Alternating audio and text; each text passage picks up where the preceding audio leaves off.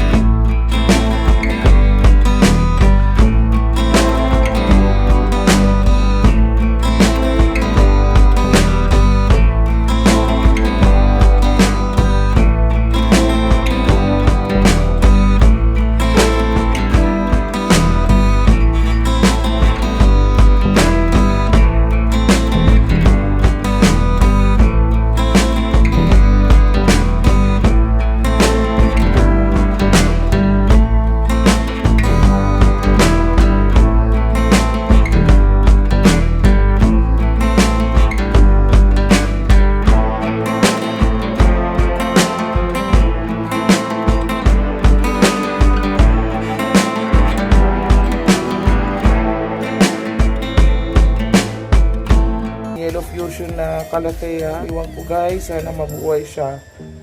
Mga kabeb, sana mabuhay siya, no? Ito naman yung aming mga pinaghalo-halong aglonema. May big roy dyan, may tiara. Ano po ba yung isa dyan? 3 klaseng aglonema yung pinaglagay na lang namin sa isang pot para kunwari lash tingnan. Pero mga baby pa po sila. Okay, kung nakita nyo naman mga baby pa sila. Okay. Sunod ay itong ating calathea na peacock. Ayan po, yan po kakit ng dahon nila. Ayan. Calathea na peacock. Wait, tingnan mo. Parang yung dahon niya parang balahibo ng peacock talaga. Ayan po. Ilang dahon na ba ito? 1, 2, 3, 4. 4 na dahon. Yun po, 4 na dahon pa lang po ang aming calathea na peacock. Sunod ay ang aming uri ng alocasia. Ayan po, 3 pa lang yung dahon niya. Ayan, alocasia. Hindi ko alam anong klaseng alocasia ito, pero alam ko alocasia ito. Okay. Balik muna natin siya. Ito ang aming philodendron na moonlight.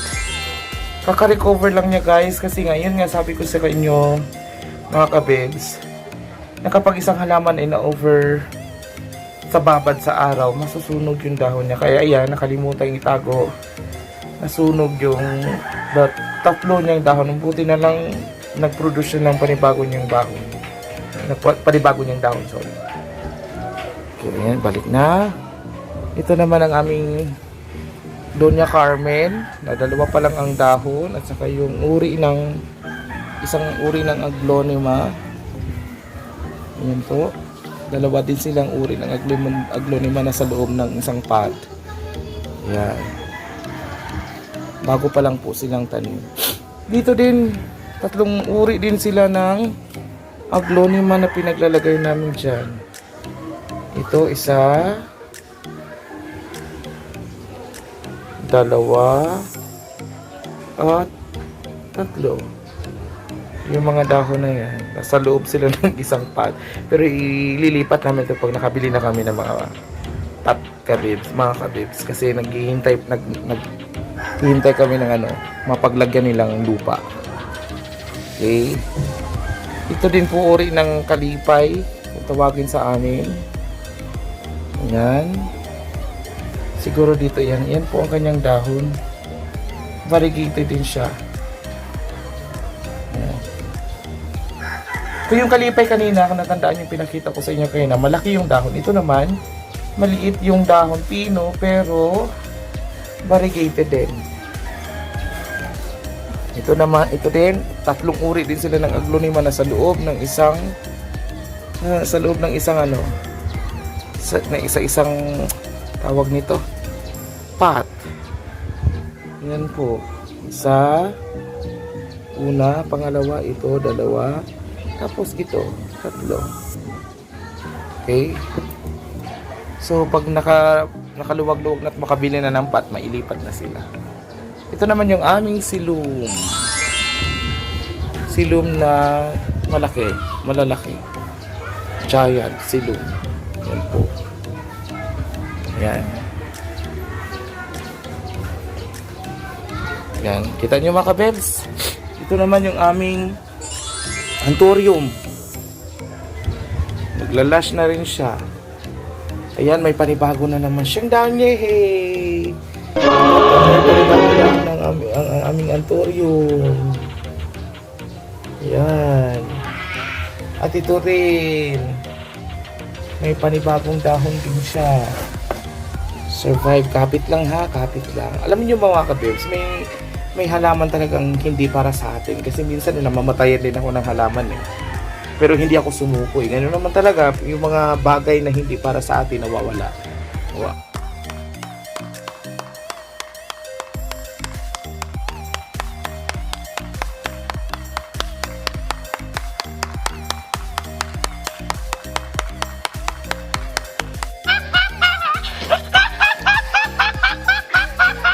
Humugot. Parang pag-ibig lang yan. Kung hindi ka niya kayang inaalagaan mo, binigay mo lahat ng uri ng pag-aalaga, mawawala pa rin. Wag na, marami pa rin namang halaman na pwede natin pag-aalaga. Wag na kayo may stress. Okay? Wag na tayo may stress kapag may namamatay sa atin. Kung ayaw nila tayong ipaglaban, wag na rin.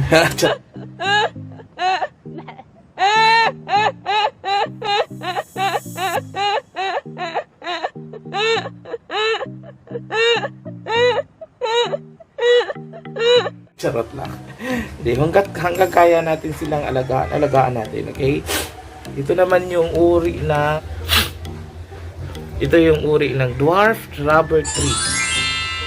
Dwarf rubber tree. Okay? Ayan, sana lalaki siya. Maganda nito guys, maganda nito bubonsayin mo.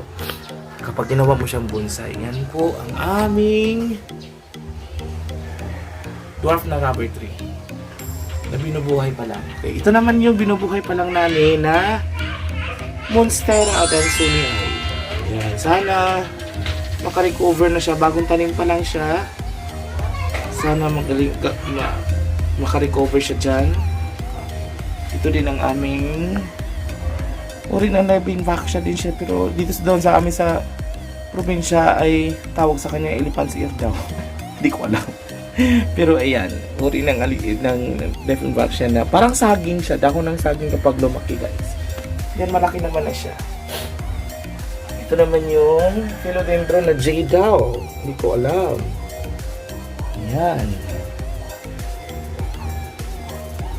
Sana makarecover. Bagong tanim din to guys.